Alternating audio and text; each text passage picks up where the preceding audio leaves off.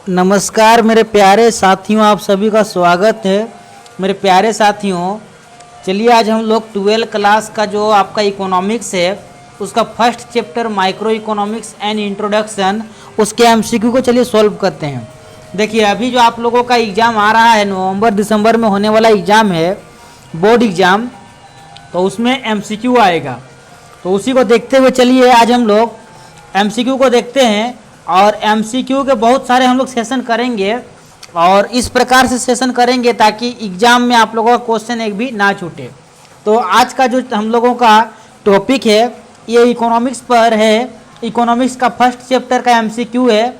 चलिए हम लोग वन बाय वन देखते हैं। तो देखिए सबसे पहला क्वेश्चन, तो देखिए सबसे पहला क्या है। जैसा कि आप लोगों को पता है कि इकोनॉमिक्स को दो वर्गों में बांटा गया है, एक माइक्रो इकोनॉमिक्स और एक मैक्रो इकोनॉमिक्स। मैं उसका भी क्लास लूँगा, पर आज का क्लास एमसीक्यू पर आधारित है, तो एमसीक्यू को समझिए। तो देखिए सबसे पहला क्वेश्चन में देखिए क्या कहा जा रहा है कि जो व्यष्टि अर्थशास्त्र है जिसको हम लोग माइक्रो इकोनॉमिक्स कहते हैं, तो माइक्रो मतलब छोटा होता है। माइक्रो मतलब क्या होता है? छोटा होता है। तो व्यष्टि अर्थशास्त्र में सम्मिलित होती है। बताना है कि माइक्रो इकोनॉमिक्स में क्या क्या शामिल होता है। तो देखिए माइक्रो मतलब छोटा, तो छोटा मतलब आप इंडिविजुअल का स्टडी करेंगे। किसका स्टडी करेंगे? इंडिविजुअल का, छोटे छोटे चर का, यानी कि स्मॉल यूनिट्स का।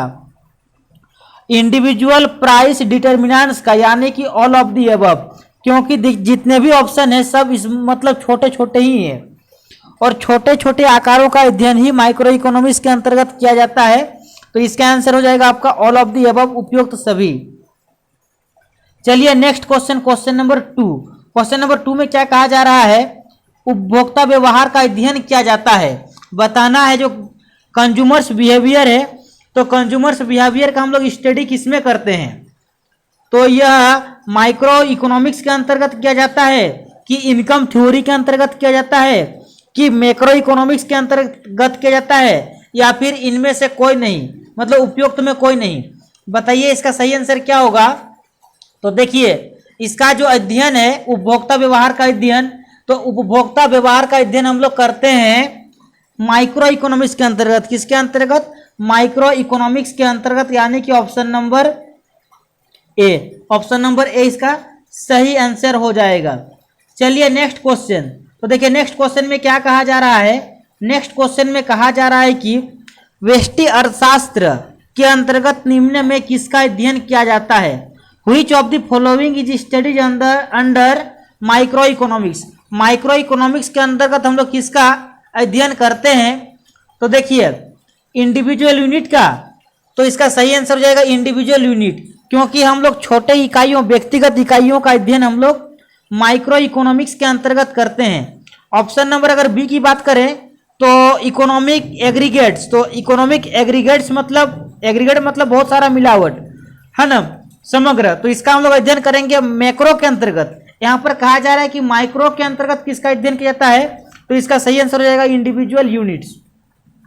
देखिए तीसरा ऑप्शन में दिया हुआ है नेशनल इनकम, तो नेशनल इनकम भी मैक्रो इकोनॉमिक्स का पार्ट है, ठीक है। तो इसका ऑप्शन नंबर ए हो जाएगा। चलिए नेक्स्ट क्वेश्चन नंबर 4। क्या कहा जा रहा है कि समष्टि अर्थशास्त्र के अंतर्गत निम्न किसका अध्ययन किया जाता है? बताना है कि इस बार मैक्रो इकोनॉमिक्स यानी कि समष्टि अर्थशास्त्र के अंतर्गत। तो माय डियर, माइक्रो मतलब छोटे और मैक्रो मतलब होता है बड़ा। तो यहां पर कहा जा रहा है कि मैक्रो यानी कि बड़े, है ना। समष्टि अर्थशास्त्र के अंतर्गत किसका अध्ययन किया जाता है? तो नेशनल इनकम का भी आपका अध्ययन मैक्रो के अंतर्गत करते हैं। फुल एम्प्लॉयमेंट इसका भी अध्ययन करते हैं, क्योंकि ये सब बड़ा बड़ा पार्ट है। टोटल प्रोडक्शन इसका भी करते हैं, यानी कि आंसर हो जाएगा ऑल ऑफ दी अबव। क्या हो जाएगा? ऑल ऑफ दी अबव हो जाएगा, ऑप्शन नंबर डी। चलिए नेक्स्ट क्वेश्चन देखते हैं, क्वेश्चन नंबर 5। क्वेश्चन नंबर 5 में क्या कहा जा रहा है? कहा जा रहा है कि व्यष्टि अर्थशास्त्र की शाखाएं कौन सी है? बताना है कि which of the following is the branch of micro economics. तो माय डियर इस चैप्टर को मैं डिटेल में पढ़ाऊंगा, पर फिलहाल अभी जान के रख लीजिए कि माइक्रो इकोनॉमिक्स की कौन कौन सी ब्रांचेज हैं। तो एक ब्रांच है, देखिए माइक्रो इकोनॉमिक्स का 3 ब्रांच है। कई ब्रांच है? 3 ब्रांच है।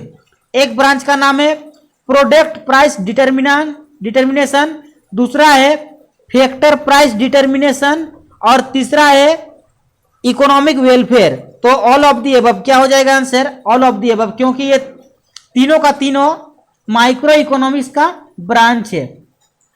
चलिए आगे बढ़ते हैं। क्वेश्चन नंबर 6, क्वेश्चन नंबर 6 में क्या कहा जा रहा है? उत्पादन के निम्न में कौन साधन है? देखिए, उत्पादन के लिए 5 साधन चाहिए, 5 साधनों से उत्पादन होता है। एक है आपका भूमि चाहिए, कैपिटल चाहिए, लेबर चाहिए, है ना, ऑर्गेनाइजेशन चाहिए और इंटरप्रेन्योरशिप चाहिए, इत्यादि चाहिए उत्पादन के लिए। तो बताना है कि कौन से साधन है। तो देखिए, भूमि भी है, लेबर भी है, कैपिटल भी है, यानी कि आंसर क्या हो जाएगा? All of the above, option number D. क्या हो जाएगा? ऑप्शन नंबर डी, क्योंकि ऑप्शन नंबर डी में लिखा हुआ है ऑल ऑफ दी अबव। चलिए नेक्स्ट क्वेश्चन देखते हैं, क्वेश्चन नंबर 7। क्वेश्चन नंबर 7 में क्या कहा जा रहा है?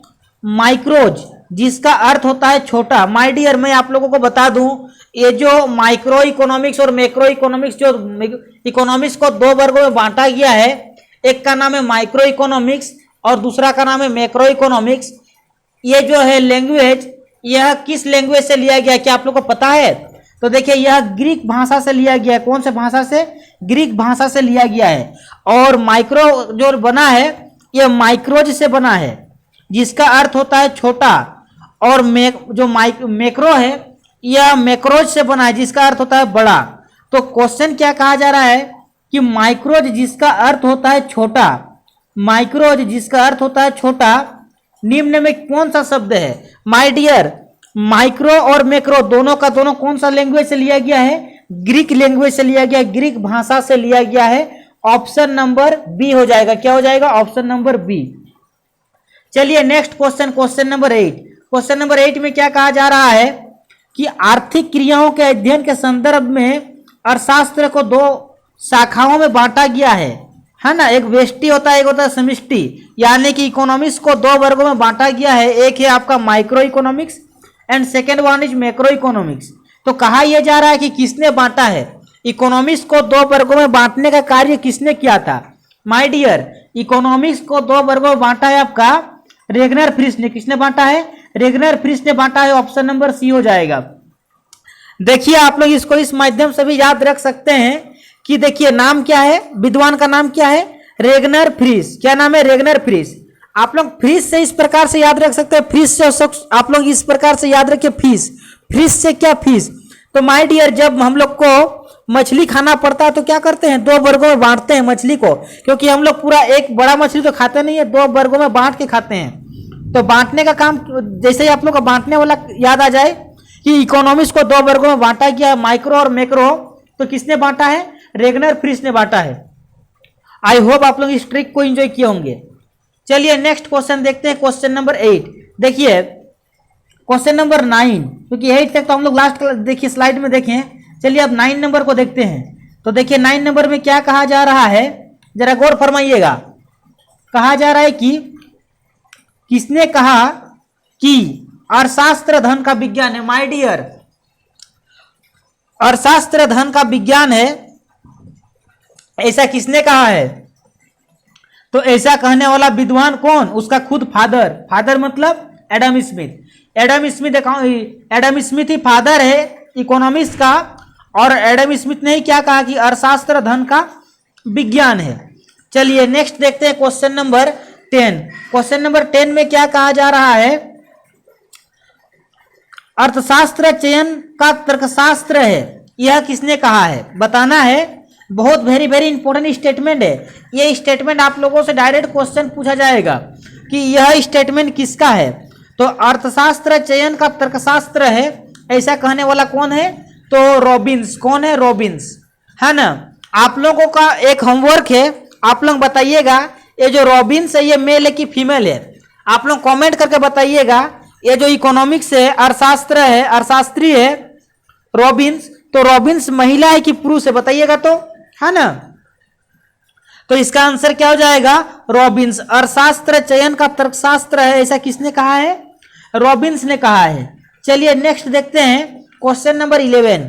क्वेश्चन नंबर 11 में क्या कहा जा रहा है कहा जा रहा है कि निम्न में कौन सी आर्थिक क्रिया अर्थशास्त्र की अध्ययन सामग्री के अंतर्गत सम्मिलित की जाती है।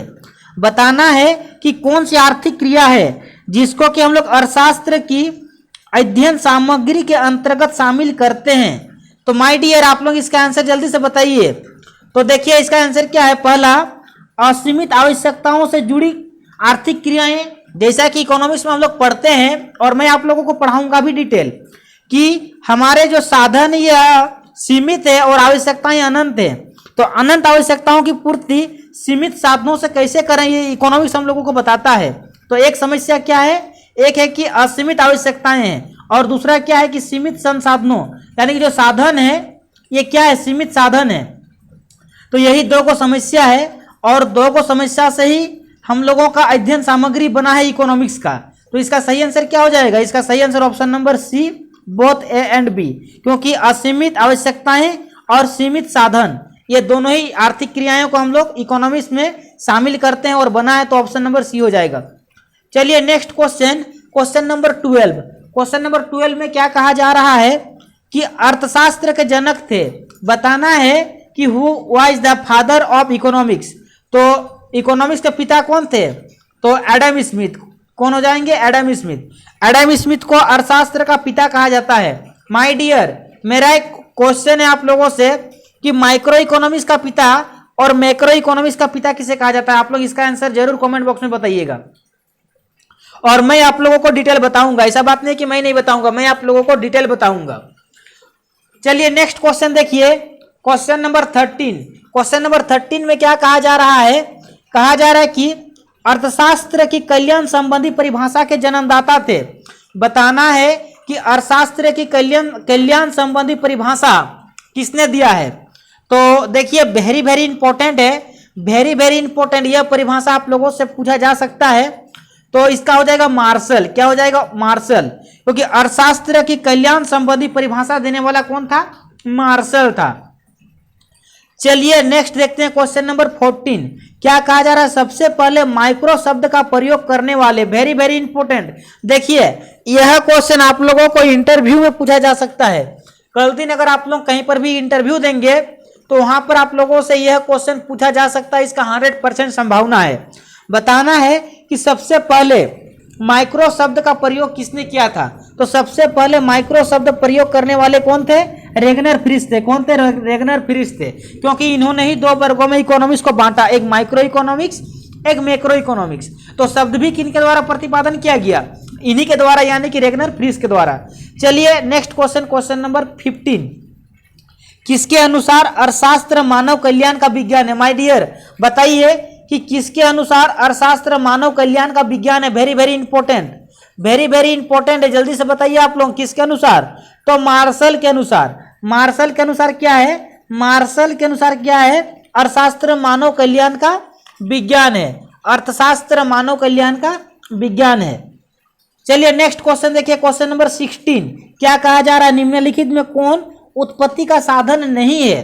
कौन सा है जो प्रोडक्शन का, यानी कि उत्पत्ति उत्पादन का साधन नहीं है। तो जैसे कि मैंने पिछले थोड़ा देर पहले कहा कि उत्पादन के 5 साधन है ना। भूमि है जिसको लैंड बोलते हैं, लेबर है, कैपिटल है, ऑर्गेनाइजेशन है और इंटरप्रेन्योरशिप है। तो बताना है कि कौन सा नहीं है। तो देखिए लैंड तो है, लेबर भी है, कैपिटल भी है, मनी नहीं है। मनी किस लिए नहीं है बताता हूं मैं आप लोगों को, क्योंकि जैसे पूंजी आ गया तो पूंजी में ही मनी शामिल होता है। क्या होता है, मनी जो है ये कैपिटल के अंतर्गत ही शामिल होता है। मनी अलग से कोई अलग फैक्टर नहीं है। तो क्या हो जाएगा इसका सही answer, option number C, money, मुद्रा।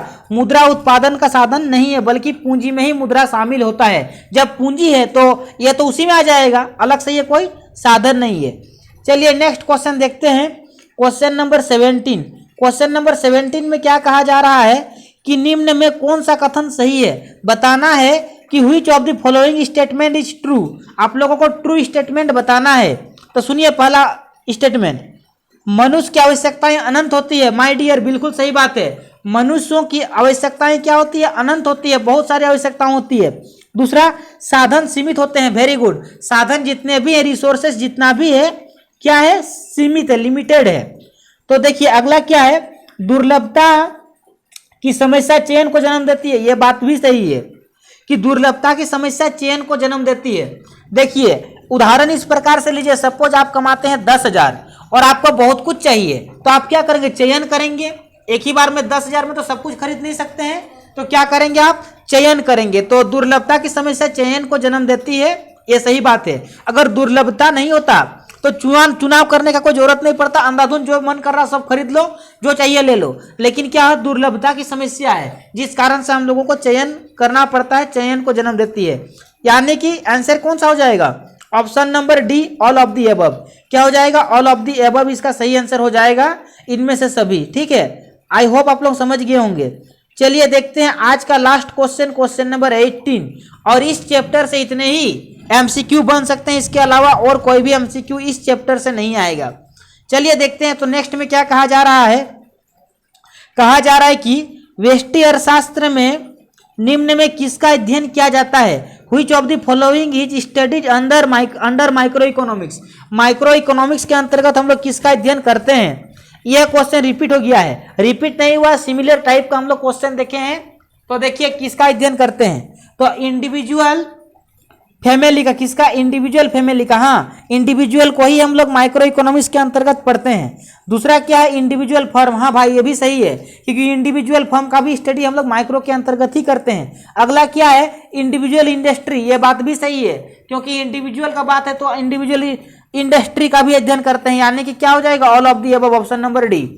तो मेरे प्यारे साथियों, इस प्रकार से आज हम लोग एकदम बहुत अच्छे से सारे एमसीक्यू को देखें। मेरे प्यारे साथियों आप लोग विश्वास कीजिए, दिसंबर तक होते होते आप लोगों का जितना भी एमसीक्यू ये करा देंगे। आप लोग कमेंट बॉक्स में जरूर कमेंट कीजिए कि आप लोग हमसे और क्या अपेक्षा रखें, क्या चाहते हैं। चैप्टर पढ़ाना है तो मैं चैप्टर पढ़ाऊंगा, एमसीक्यू पढ़ाना है एमसीक्यू पढ़ाऊंगा, जितना एक हो सकता है उतना मैं कराऊंगा। मेरे प्यारे साथियों आप लोग कमेंट बॉक्स में अपना राय रखिए, और वीडियो अच्छा लगा तो वीडियो को लाइक कीजिए और मैक्सिमम शेयर कीजिए। आप लोग बस इतना कीजिए, शेयर कीजिए, बाकी मुझ पे छोड़ दीजिए। मैं दिसंबर तक आप लोगों का सिलेबस कंप्लीट करा दूंगा, आप लोगों का फर्स्ट एग्जाम तक मैं आप लोगों का सिलेबस कंप्लीट करा दूंगा। तो आप लोग मेरे प्यारे साथियों इसको नोट कॉपी में जरूर नोट कीजिए और एक दो बार इसको रिवीजन भी कीजिए और मैक्सिमम शेयर कीजिए। मिलते हैं किसी अगला वीडियो में, तब तक आप लोग घर में रहें, सुरक्षित रहें, अपना ख्याल रखें, अपनों का ख्याल रखें। धन्यवाद।